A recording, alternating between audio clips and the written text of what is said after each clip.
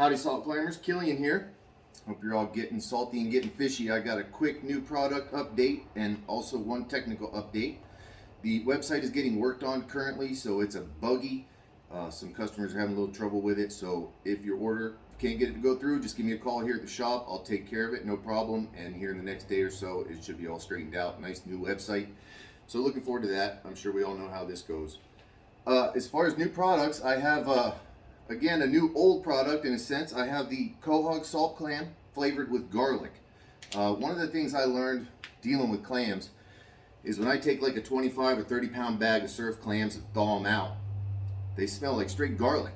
They have a very garlicky smell to them, large volumes of thawed out, nice quality clams. And because of that, garlic is a known flavoring item in a lot of baits. Also clams, and especially for pompano, they're known to hit it quite a bit. So now I'll have the garlic clam. That will be the same price as the dyed clam, and it's going to be an exciting new product. I'm always looking for new things and also ideas that I've had in the past and used that I have the ability and time to do here at the shop. I'll do them for customers to use so that you can catch more fish. And then as far as just a quick bait rundown for anybody who hasn't seen it currently, this is what I have in stock right now. I have the siphons, popular item, but a new item because these come from Quahog clams, so they're little small siphons. And the thing about it is they're very tough, and you get about 50 of them in a pack. They're great for small fish, jig tipping, stuff like that. They're just a good all-purpose bait, clam bait, and they're currently going to be $7. We're dropping the price, so that'll be a lot more reasonable, and it's still over 5 ounces of bait. There's 50, 60 at least of those little things in here. So great for freshwater, saltwater, all sorts of applications. What I do is I get the Quahogs whole, and so I cut them up, take the tongue sections, sell those as the salt clam. Then I get the siphon sections of the Quahogs, which are small, and I bag those up and sell them for bait because they're just as good bait as the other pieces of the clam. They're just different. And I have the chum from the Quahog that I also make up and sell, which is a great product. So I use every part of the clam. Same thing with the surf clams. I use all parts of them. The stringers we get from the surf clams. We get them also from the Quahogs, but they're very small. The ones that we get from the surf clams are quite a bit bigger. I mean, that's a nice sized clam mantle there. The clams I get are huge. That's from one clam, and it's the top and the bottom section that goes right along the outside edge of the shell. And the thing about these is that they're also very tough. So they're great bait. They stay on the hook really good. They're good for jig tipping, and the fish just love them. For some reason, fish really like the stringers. I have a lot of luck with these offshore, using them for like lane snapper, vermilion snapper, grunts, stuff like that, because I don't have to worry about them stealing my bait right away. I can usually get a hook in them. And for me, that's the whole idea when I'm fishing. I'm not out there to feed fish. I've got the fleas. I've got about 20 bags of these salt fleas left, so if you'd like to order some of these, this would be a good time to do it. These are 7 ounces by weight of fleas plus salt, so it's a lot of sand fleas, and they're brined and then salted. They're brined in clam liquor, not just salty water. I take the actual liquor from the clams when I thaw them out and salt them. They put off tons of juice, and then that salty juice is what I put these fleas in.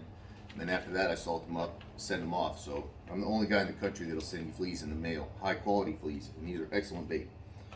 Got the original salt clam, perennial favorite. This is the surf clam. This has the tongue sections and also the siphons.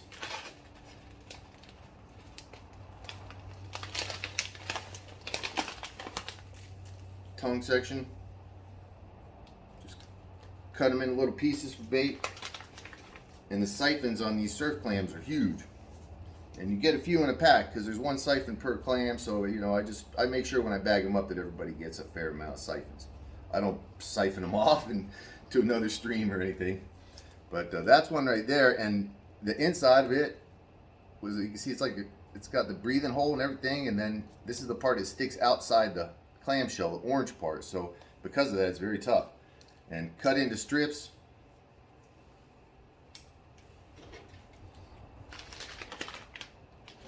I don't know if it would it be latitudinally, I suppose, because I mean, I don't know, but you just basically, you cut it in strips, and you want to get the orange part, that's where you start, and cut all the way back and make your strips that way. See? And then just keep cutting it. This one here, And then like this piece is pretty big, so what I do is I'll cut that off. So I have 2 pieces of bait, and I'm usually putting a sand flea on there also, but this the siphon. So I got 4 baits out of that siphon, nice size ones, and then this this little piece really of what they are. You get like 4 or 5 pieces out of that one. So you cut them up nice, you get plenty of bait. It's a great value, I know that. And I also have the quahog, which are caught basically in the same waters as the surf clam, just deeper out there, and they're caught, you know, by large boats, brought in, shucked, and then placed in bags and sent to me frozen. So they've been blast frozen one time, and then I get them and I handle them up basically like they're food, even though they're not. The quahogs, you know, they're the little, you get little individual clams when you get the quahogs. You get about 12, 15 of them. And the way I fish these, you can, any part of this is tough bait, these quahogs. They're very, very tough. They smell great. Fish love them. Guys are catching pompano on them and stuff right around here. I got a report or 2 online, and I get a lot of reports from people that don't post. So you cut them up, something like that. Good for pompano, beach fishing, you know. If you're using fleas, and I just double hook and make sure you hook them through the tongue section first, because that's the toughest part. If you haven't used them before, you'll figure it out real quick, obviously. And these are great bait, very popular. They hold up well, and they're best refrigerated, but it's not necessary. I've left them in my tackle bag for weeks and weeks, and maybe months too, and everything, and they're just fine. When I first started making them, I would leave them in the back of my truck for days and days just to see how they would do, and they would stay in the back of my truck in the summertime for a couple weeks, and I could still catch fish on them.